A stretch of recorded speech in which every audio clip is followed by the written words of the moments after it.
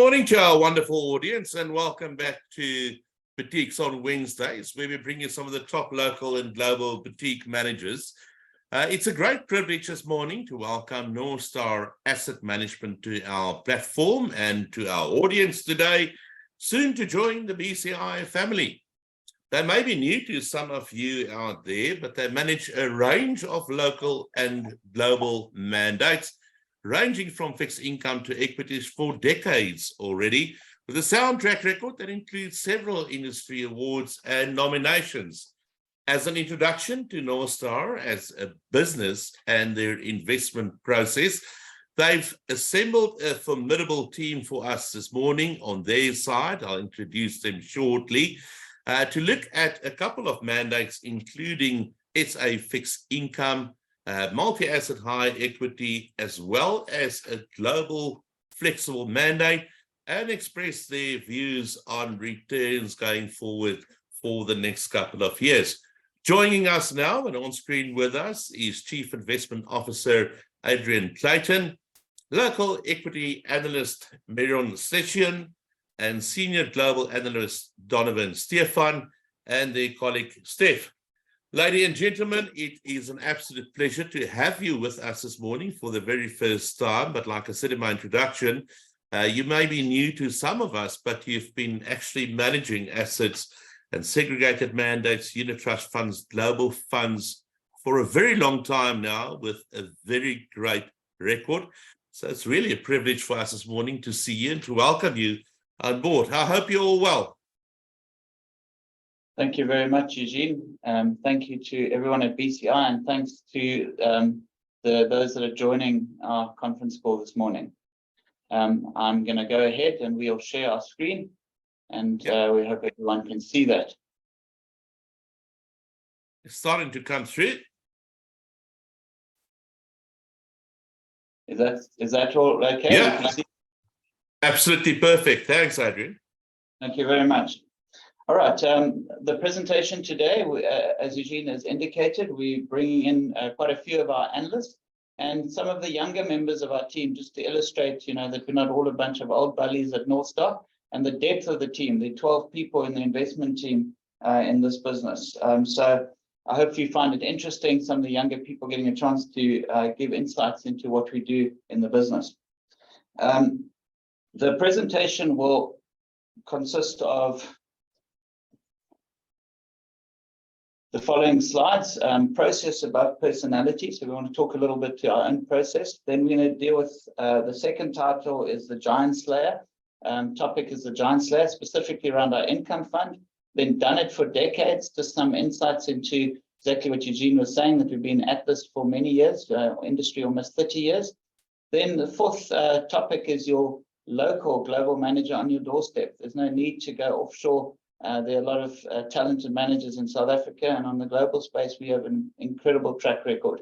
And then importantly, the sales stuff behind us, we have to give some advisor takeaways. So we try at the end of the presentation just to give some insights into what we think the market's valued like, some pointers on the currency, and then also some indication on asset allocations across different risk buckets. Okay. All right, just in terms of our product offering, we're certainly not going to spend long on this, but I think the real points are that we do not have many products. We've got an income fund, and you'll see the performance on that as we go through the presentation. We've got a managed fund that we've been running really that strategy since 1999. A South African equity fund, two of them, one with offshore exposure, the other one without. And then last but not least, our global fund, of which you can access that in South Africa, as well as in Ireland. So we certainly have a good spread of funds, but we've made a point of being highly focused on less. Other side. Just in terms of the team, Northstar has combined its investment team with First Avenue this year. Some big change to our own business. The two businesses have decided to adopt the Northstar investment process with some additions that were very useful from the First Avenue team. For example, some stuff on the forensic accounting and that. So we have a detailed investment process, and we have 12 investment professionals all following that process. So a lot of depth. We cover the entire South African market, the cap switch, and we have about 100 companies on our offshore buy list, all covered by this team. Just in terms of our first real title process about personality, I'm just going to run through very briefly the process. So we start with screening, and we screen over 1,000 offshore companies as well as the entire JSE. We have 12 factors that we screen on, but effectively they revolve around two important considerations: free cash flow and the growth thereof, and return on invested capital. Why is that important? We want to see companies generate cash. We don't want to buy businesses that don't generate cash and wait forever for a return. And secondly, we like to buy into companies that have high returns on the capital they deploy and look after shareholders. And that's the ROIC area that we're very focused on. After screening these businesses, we adopt a shallow dive process where we have our own proprietary methods of valuing those companies, basically set structures around DCFs and that to identify the businesses that are worth taking to the next level, which is fundamental research. There we look at for every company, we follow the same process, try and understand the moat, the management, industry that the business operates in, do an ESG analysis of the business as well. And each one of those 4 qualitative criteria we score consistently across our business out of 25. The company has to pass a certain score just to get onto our buy list. And then very importantly, lastly, we value the business on multiple criteria, and we all work towards a buy list. So we don't run portfolios separately with the manager choosing what to do. All 12 team members, the center of this business is around a buy list. It's a team-driven approach. That buy list dictates what is owned in our funds, and hence the consistency of performance that we're now generating in this business. I've spoken about this, but it's more just a qualitative slide on the industry landscape. What we look for industries that are functional, not dysfunctional from an economics perspective. We don't want too many players in an industry, dysfunctional pricing, etc. We like to find companies that have a competitive advantage. Put it simply, they can beat their competition over time and kill them. And then management, we look for strong management teams that are focused on shareholder returns and not agency in terms of looking after their own pockets.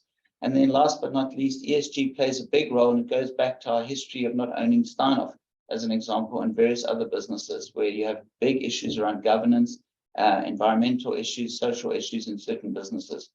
All of that comes into evaluation and risk score analysis and determines what we end up owning in our buy list. And just from the perspective of the buy list, very briefly, the buy list, we have 100 companies, so we've only shown 2, but we're just giving some detail on the importance of the buy list. It shows the weighting that we have in different stocks, the risk levels that we voted companies on, the date of research. We don't like stocks to get older than 3 months before we have to update them, highest entry prices, the current share prices, but most importantly, we do a bull case, bear case, base case valuation on every business, and we determine the probability weighted discount that a company trades at relative to what we think it should be trading at. And that is important, and these discounts to what we think businesses should trade at determines to a large extent the entire asset allocation in our funds. So if the discount is wide and stocks look very cheap based on our valuation work, we tend to have more equities in our portfolio, and we'll show that as we go through.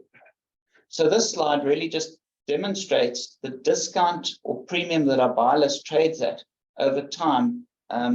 And that discount is really, let's assume that the stocks on our buy list revalue to what we think they're worth overnight.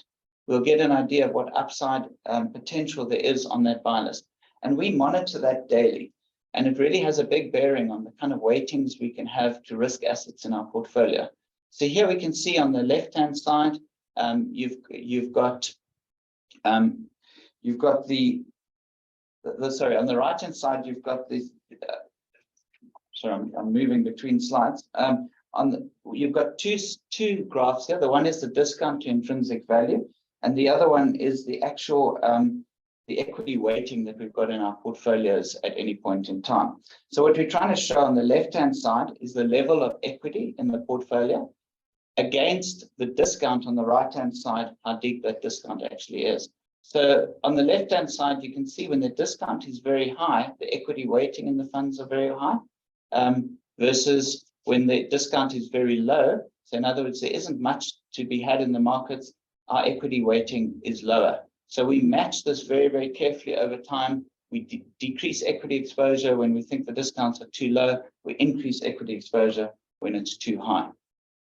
All right, then just to see if it works or doesn't work, what we show here is the subsequent 60-day return from following this process.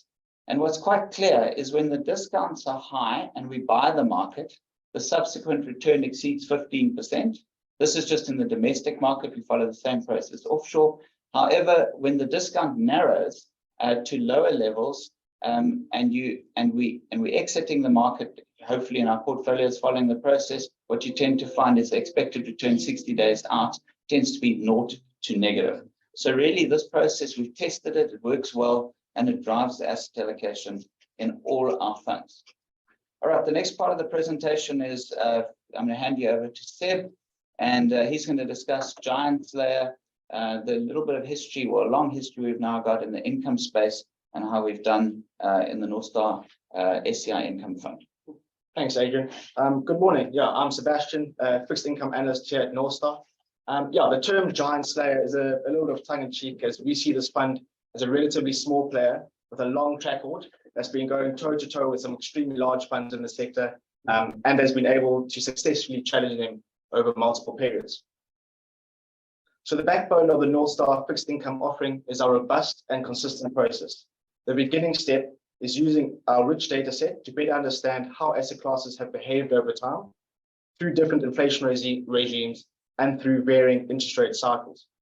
We then establish a strategic benchmark that consists of a blend of the best performing assets over that full period, given a certain level of risk that would be deemed reasonable for a fixed income product. We update this benchmark periodically and observe its changing performance and risk metrics through more recent time horizons. The next two steps are ones that occur continuously and are discussed broadly at our weekly fixed income meetings. We assess the current interest rate cycle and path, views on inflation, and real hurdles that best reflect ongoing fiscal risks. We then input these drivers into our valuation tools to ascertain bear, bull, and base case expected returns for the fixed income asset classes.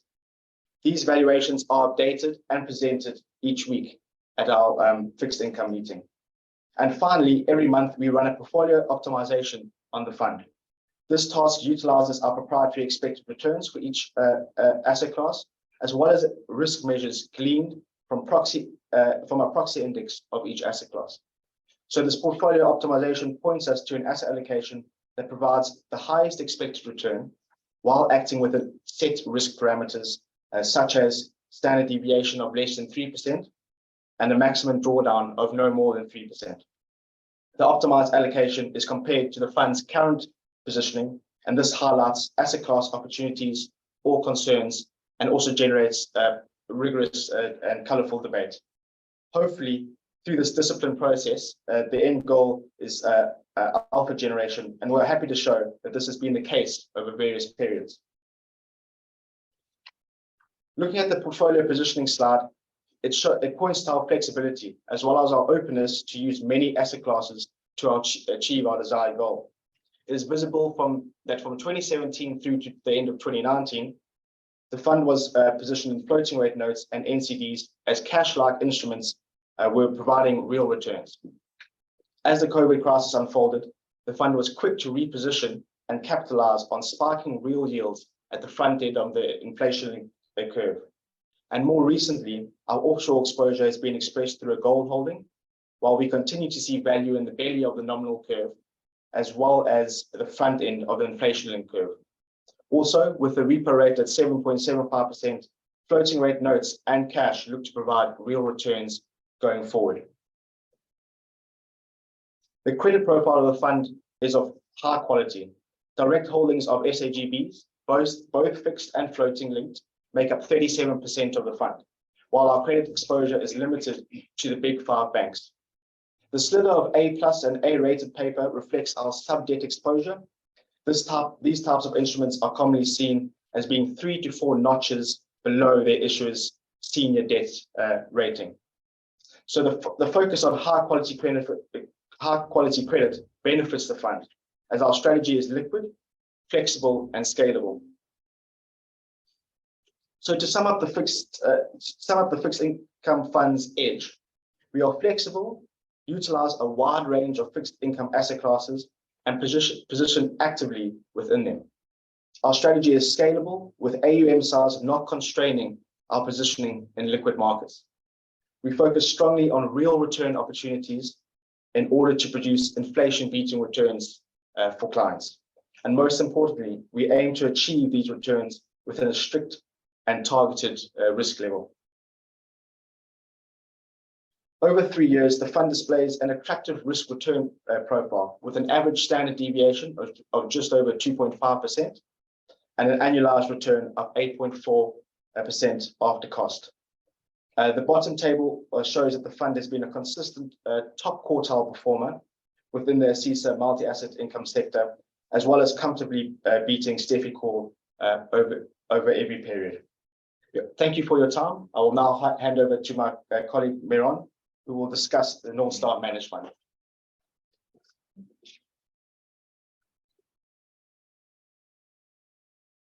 Good morning, everyone. As Sebastian and Eugene mentioned, I'm Miron and I form part of the local equity team. I will walk you guys through Northstar's managed fund, and it's titled Done It for Decades because Adrian's been running this fund since 1999. And essentially what the managed fund consists of is a culmination of the best ideas of all of the underlying teams in Northstar in one fund. As you can see, the fixed income team has a top performing fund and has strong capabilities. The South African equities team solely focuses on local equity stock research, and the global team that focuses on global stock research and also has a successful track record. And essentially what these teams provide for the asset allocation process in the managed fund is the inputs, which are the expected returns that you can see on the right-hand column. And this is essentially the three-year return across all of the underlying asset classes. And as an example, for global equities, we would derive an input, which is the discount to intrinsic value from the global team. And this comes straight off of their buy list. And we assume this discount over a 3-year period. So we divide it by 3 and add the cost of equity. And we do this across all of the asset classes, so the global bonds, the cash, the gold. And essentially, these inputs are provided on a monthly basis by all of these teams. So it's the expected returns are constantly changing, and the asset allocation process is quite dynamic.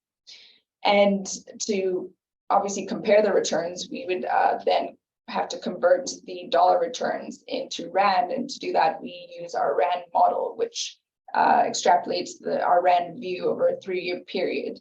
And then we, are able to compare apples with apples in that case. But on top of the expected performance that's generated from all of the specialists within each team, we also have the asset allocation decision making, which occurs on a monthly basis, and that essentially is set to target a specific standard deviation of where we would like our fund to trade. As you can see, that's depicted in this chart. This shows our standard deviation relative to peers in the same category. And during the asset allocation, the optimizer would essentially determine the appropriate asset class mix that would generate the highest possible returns, targeting the specific standard deviation. And the beauty of this really is that we're able to manipulate where we would like our standard deviation to be relative to peers. And that means, when the market looks cheap, which we again determine from the intrinsic value discounts, we're able to risk up and move the red dot to the right. And likewise, when the market looks quite expensive, we're able to risk down. But as you can see, this is all, a very measured process. It's all entirely based on quants, and it's managed quite efficiently. And the results of the optimization process is essentially the product of these optimized weights that you see in red here versus where we actually are sitting in our weighting in blue. And it doesn't mean that we will necessarily match these weights, but we try to get as close as possible on a monthly basis. And this really just speaks to the fund's position in terms of its risk versus return over the past 5 years. As you can see, we're well above the peer group average, both in return and lower standard deviations. And we're one of the lowest risk funds in the sector. And I think, you know, it's also important to highlight that most people focus on absolute return, but it's important to view return in the context of risk, and that's really where this fund shines. And just to come full circle, this slide wraps up, you know, the point that the managed fund has done it for decades, and this looks at our performance track record against peers.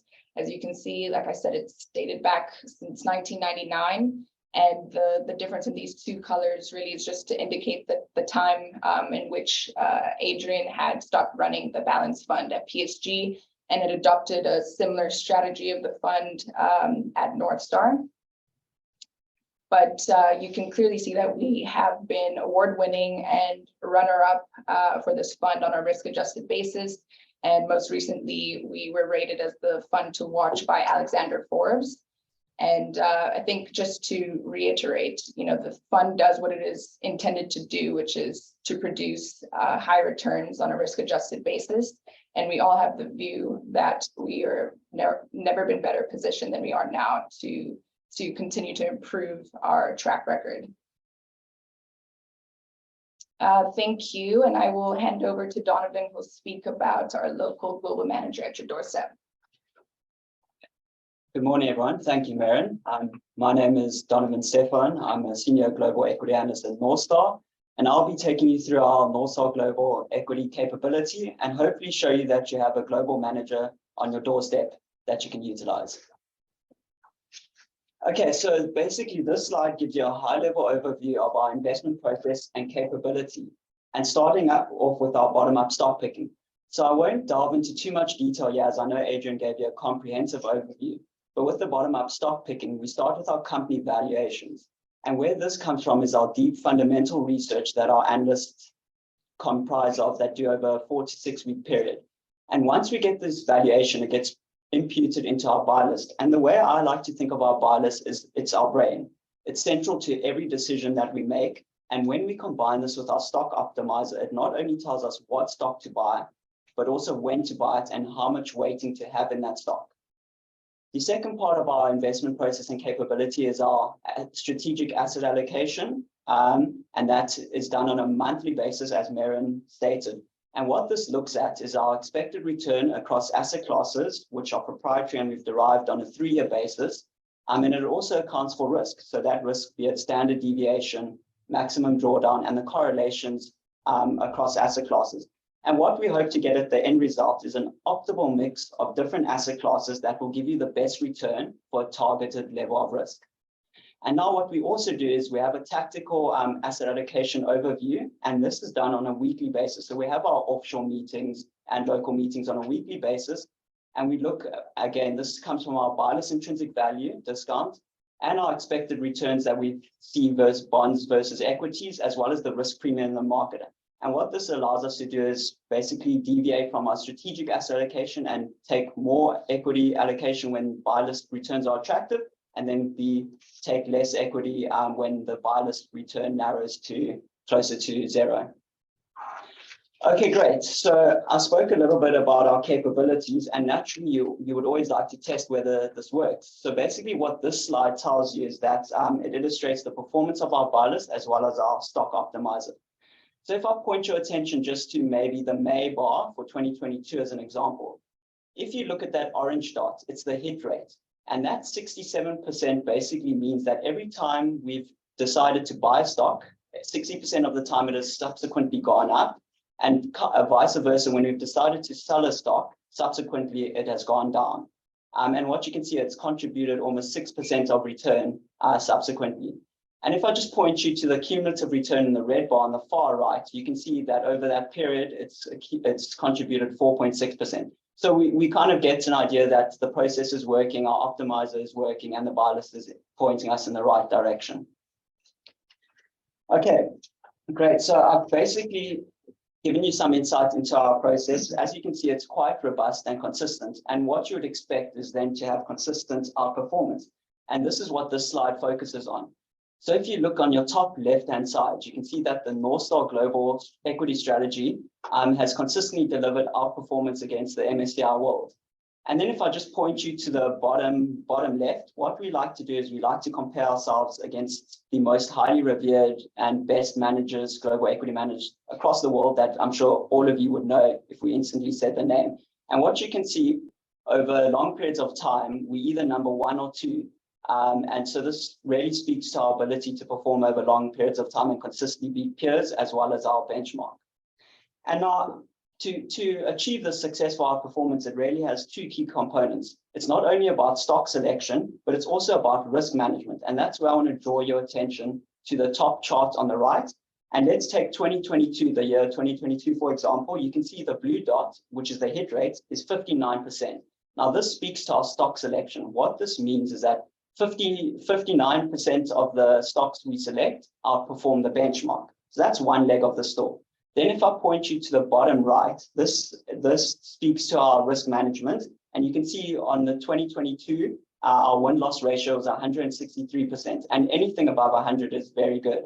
And what this means is that the sum of our outperformers was greater than the sum of our underperformers. So it really speaks to being able to select stocks as well as using our stock optimizer to get the risk management appropriately. Okay, great. So now this just speaks to our outperformance against the CISA Global Flexible Peer Group. And what you can see is that we've consistently outperformed, and that has led to us being nominated for numerous Raging Bulls, and we've won the Citywire Award. So hopefully with the Raging Bull, we can one day be the bride and no longer the bridesmaid, but we'll see over time. And then, as Maren was so nicely illustrated, that return doesn't come without risk. And I like to view it as in this way, that we all know that there's no such thing as a free lunch, whether it be in economics, finance, or life. And return comes at a cost, and that cost is risk. And most people tend to kind of look at neglect the risk part. But yeah, at Northstar, we are very focused on both the return and then how much risk we are taking to obtain that return. And what you can see is that we've delivered superior risk-adjusted returns over time. Okay, great. Now, just to illustrate to you how the fund is currently positioned, what you can see here, our equity weighting is at 63%. So that represents roughly a neutral to negative stance to our strategic asset allocation.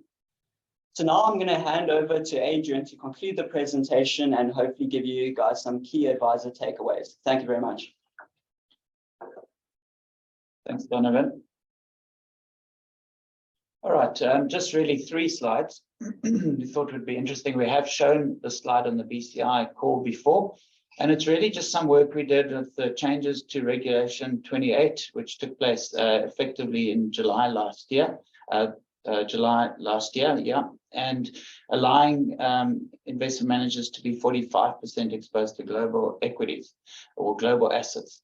And what we're trying to show is just looking at the different risk buckets. We did some work looking at historical asset allocations.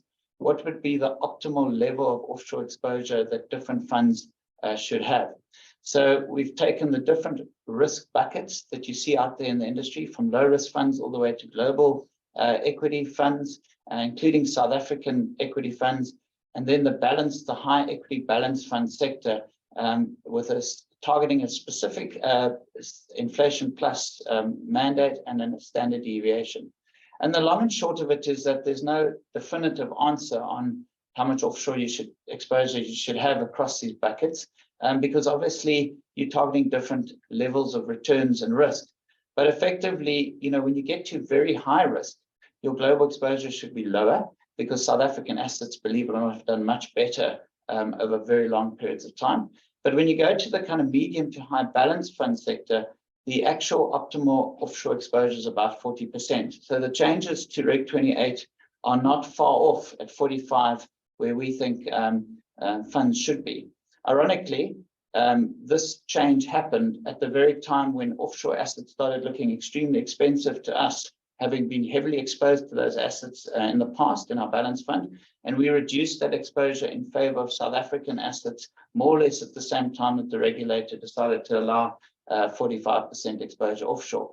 And looking back, that has been the right decision. South African assets have actually done relatively well despite all the issues around load shedding, etc. The second slide is just our own work on asset allocation. And, this changes monthly because we're getting input from all the different areas of the business, domestic equities, global equities, and the fixed income team, which all inputs into an asset allocation model that we've shown you through the presentation. But the long and short of it is that, in the fixed income space globally, we don't think returns are very good. It's not terrible offshore, we're close to hurdle rate expected returns there, but really South African assets, despite all the negativity, actually look like they offer very high or favorable risk-adjusted returns, taking appropriate risk hurdles into account. And then lastly, what we also will say is we've avoided property for quite a few years. And in the last month and a half, due to the complete derating that property has seen, we think it more than discounts the growth risks in property. And we purchased our first property exposure literally about 6 weeks ago. Then finally, this all is important because when you're comparing global assets to local assets, you have to bring the rand into it, because we are obviously excluding our offshore fund, which runs out of Ireland, purely a dollar fund. Most of our assets, we have to compare a South African bond to a global bond, and you have to account for a rand valuation in that. Equally equities, when we're trying to decide where to expose a Reg 28 fund. And so we run a model, a rand model, and there are many models out there. This is just one that we've got a PPP model on that, but this one looks at interest rate differentials and commodity prices. And the fit tends to be quite good historically, obviously with big deviations that you've seen over time away from what intrinsic value is. And one of those deviations is right now. So good examples was 2002. You saw a big deviation again in 2008, 2009. And now we're seeing a big shift in valuation of the rand away from what the model's telling us it's worth. So we're seeing a valuation much lower than, or much better for the rand than the current level. Obviously, the Eskom effect is in there in politics, and we don't want to get into those discussions, but we think that's playing a big part. But even if we depreciate commodities for the next 3 years, so what we look at historically is 3-year running commodity cycles. What you tend to find is commodity repricing of 3 years tends to follow 3 years of weak pricing. And we've looked at a midpoint in commodities and depreciated commodity prices from current levels. We're not sure if that's going to happen, but we're just looking at it from an historical perspective, and commodity prices have rallied quite hard. And what it tells us is despite weaker commodity prices going forward, the rand still looks 3 years from here out to be very undervalued. So in our modeling, as we bring through commodity rand pricing into all our asset allocation decisions, we are expecting about 2 to 3% rand appreciation a year in our asset allocation framework. And that gives us an idea of why some of those offshore expected returns, bar the fact that some stocks might look expensive, are lower than some of the South African returns that we're getting. So advisors out there, and I'm sure there's endless debate about it, but just the work and the framework we follow internally. So I hope you found the presentation interesting. We've covered process above personalities, the giant killer being the income fund, and a few of our other funds have also done that. We've done it for decades. We think we are a good match for many advisors as a local global manager, and we've given you some advisor takeaways. Thank you very much. And team, thank you so much for that. You've had a lot of ground to cover, and I think you've done a phenomenal job, but there's a lot of questions coming in from the audience. I've got a couple of questions as well. Maybe if I can start, Adrian, right in the beginning, you spoke about your screening process when you look at equity or companies that you look at. And if I remember correctly, you said you screen roughly about 1,000 companies, your buy list more or less 100 companies. but maybe take us a little bit more into that pond that you fish in for that 1,000 companies. Is it more developed markets? And if you do follow a valuation approach, did that pond or that demographic change over the past year? If you look at valuations, developed market relative to emerging markets, was there any significant changes, or how do you see that universe? I'll start that answer, and then I can maybe pass to Donovan if he wants to add any spice to it. But we've consistent, we're looking for companies that have persistency in terms of certain financial metrics. So we're looking over multiple periods for companies that repeatedly generate high returns on invested capital and cash flow. So we tend to end up with a persistent list of companies of about 250 companies. They generally end up being developed market businesses, although we have seen some South African companies even pop into that list over time, such as Mr. Price. And believe it or not, I think at one point Amplatz popped into there. But we look for businesses that are persistent returns over long periods of time. And then the recency part of that is we look for valuation changes as well. So businesses that are persistent in delivering certain returns and cash flow, but are looking cheaper in the shorter time period out of those 250. So Eugene just generally ends up being developed market businesses, but it doesn't exclude emerging markets. We haven't seen any huge change in our list because we're using long periods of data. Right, fully understood. The following question speaks to one of the questions from the audience as well. And maybe let's use SA property by way of example. If I look at that optimization model that you showed and the expected returns per average over the next 3 years, SA property stood out roughly about 13%, if I remember correctly. Yet I don't see any property in any of your funds. Just your short views on property. Even though the returns might look good, where is that in your portfolios, or what's your views on that? You want to answer that? I can speak for the income fund. So property has been competing with within the optimization has been competing with fixed bonds. Yields on our government fixed bonds have been extremely high. So when we've been inputting these expected returns into the optimizer, property just hasn't been able to come through, especially on a risk adjusted basis. The government bonds behaving relatively better than property. However, over this quarter, we saw our expected returns for property creeping above 16%. And that was at the end of March. And when it got to those levels, the optimizer was pointing to some allocation. We then assessed the situation and got comfortable with around about 5 counters that we would like to have exposure to. And and in the income fund, we took that up to 1%. That 1% is split over those 5 counters. And there is also likewise in the managed fund that a similar process was followed. So the managed fund has 2% exposure to property. The indicative allocation is 3%. So we haven't gone straight to 3% immediately. The optimizer was indicating 3%.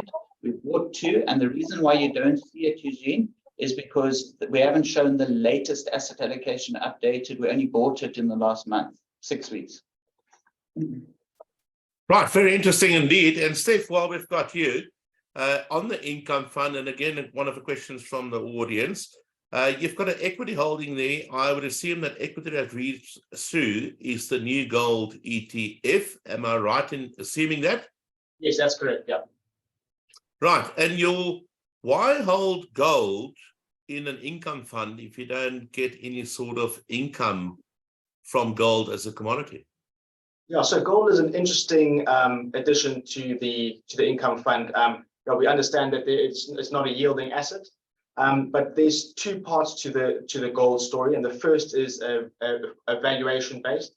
So from our research and our views, we like gold just purely on a valuation basis. And the second point is diversification. We've gone into a really tough time at the moment, and gold really comes to its fore in situations like this, especially if one were to bet or or to try and get some insurance on a Fed policy error. You can see the Fed's being backed into the corner at the moment. And in situations like that where uncertainty builds, gold is a great holding to have. And also it's held in rand terms. So when the rand depreciates and the gold spot price in USD continues to climb, it's a sort of like a double benefit coming through on the fund. And to address that no yield, we are more than comfortable that we're getting enough yield from fixed bonds and elsewhere in inflation linkers to make up for that small gold holding that we do have. So the fund currently is on 8.5% yield, and we're happy with that at the moment, and happy to have that diversification and that protection that gold has been providing, especially over the last quarter and a bit. Can I just add to that? So gold has Yes. reduced the modified duration of the fund when you're buying SA long bonds. It's important to understand that, and it has a negative correlation to a lot of South African domestic fixed income assets. So we end up reducing the modified duration and the volatility of the fund using gold. And then the last point is, you know, when someone says it doesn't have yield, we buy that completely, but managers offshore were buying European and US bonds on negative yields. And, you know, our argument would be that why, if you're willing to do that, which we didn't get involved in at all, why would you not own an asset class that tends to give you certain benefits, negative correlations against other asset classes, and it might not have any yield, but it's not a negative yield. Totally understand that. And I mean, if gold is uncorrelated and a bit of a backstop, if you have a bit more bearish view, why then not hold gold in something like your global flexible mandate? Because if I look at asset allocation, and again, the data that I've got might be very stale, but you've got in your global flexible fund, you do hold non-SA cash or global cash. You've got some global bonds in there as well. So if your views on global bonds are negative, why not swap that out for a gold ETF? Eugene, on the offshore fund, we hold short-dated instruments. So we're picking up a lot of yield. So that's the first point. Secondly, we do own almost 8% of gold in the offshore fund and have held it for probably I would imagine about 14 months. We hold gold across all our funds. Right, very interesting indeed. Just on your asset allocation views, again, speaking to the global flexible, equity is sitting roughly at the moment about 62, and again that could have changed ever so slightly, 63%. Does that imply that you see a bit more of a bear case scenario for global equity? You want to answer? You go first. We don't find ourselves in bear and bull camps like that. We follow a weekly process where we have 3 measures that indicate what asset allocation we should follow in the fund. The one is our own FI expected returns against equity returns. So that's point 1, goes into a model. Point 2 is the earnings yield versus the bond yield. So the earnings yield on offshore markets, world index versus the bond index. And the third one is the discount to the intrinsic value that our buy list trades at. Those 3 inputs go into our meeting. They give us an indicative weighting that we should be at, and we target that weighting in the fund every week. So we'll buy up or sell down based on those 3 measures. We followed it religiously and it works. So we don't like individually go into a meeting with an emotional intent. We go in following a process that we just believe in and know has functioned well in the fund, and we followed for 10 years. Got it. Maybe very last question. We are running out of time. Your process sounds extremely interesting and it's proven to work. I would really like to unpack it a lot more, but time is catching up with us. Very last question on your managed fund, and Meron, Adrian, maybe you can speak to that. And it speaks to your SA equity. You've shown that plus minus about 53, 54%, non-SA equity sitting in about 13. You also spoke about your views on the Rand, and we all know the Rand is undervalued. We also know that the dollar is structurally too strong. Your anticipation on a PPP parameter is Rand losing about 3% value over the next couple of years. But your allocation, or the big differences, if I look to the peer group, on your non-SA equity component or offshore equity, it's a lot lower than the peer groups, although optimization models kicks out roughly about 40. Is that mainly driven by your currency views, or does it speak to global equity valuations relative to SA equity as well? Yeah, so the optimizer will push out a long-term view of 40% offshore. The tactical tools that we use indicate a substantially lower exposure to global. And the reason why it's doing that is twofold. The expected return, the base case discount to intrinsic value offshore, has been lower than the base case discount to intrinsic value in South Africa. So South African stocks just simply look cheaper, and the 3-year CAGR return from them is higher. So that's point one in their own currency. When you translate the dollar back into rand returns, we're expecting the rand to appreciate by 2 to 3% a year. You add that additional layer into the global returns, you get a subdued effect on rand returns, which further compromises the exposure to global assets and hence the low exposure in the fund. Adrian, maybe very, very last question, and then on that answer, if you look at that optimization model, and you said, you know, a lot of the global equity sits in a DM camp. Have you done a test to see, from a valuation perspective, if you punch those numbers in, for argument's sake, if you look at emerging market equity and specifically places like China, does that improve the answer? Oh, I'm absolutely sure it will. We haven't played around in emerging markets actively because we operate in one ourselves. I mean, I know that's a default answer by managers. We know when companies screen comes through and they're emerging, we have no problem looking at them. I can tell you, for example, that, you know, Chinese equities are pricing in more than a 60% chance of a recession. Obviously, that was a month ago. You know, I don't know what the latest is. So they are priced really, really cheaply. And we did buy Chinese exposure in all our funds during the tough periods of the last 6 months when, you know, a lot of managers said that Chinese exposure should not be in any fund. We did buy Chinese exposure and we're overweight Naspers and Prosus in our funds domestically, and bought Tencent and Baba in the Chinese market as well. Absolutely great. You've done a phenomenal job to give us, in a very short space of time, a good insight to your business. And I thank your team for the good work you've done this morning. To our audience out there, if you want to know more about Northstar, you're welcome to contact any of the BCI sales teams or Alex or any of the Northstar team members to get into contact with them. Like most of our managers, they also have an open door policy.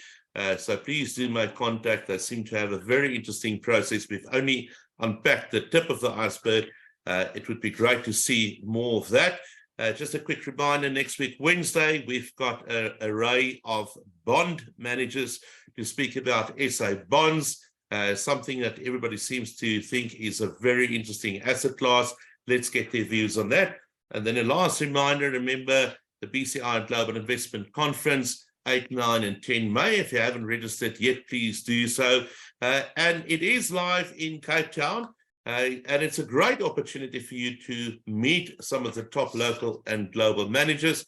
I know we all got very comfortable with a Zoom or a virtual type of sessions. But like I said, you know, if you want to meet with the guys, if you want to mingle with them over 3 days, good opportunity to attend in person.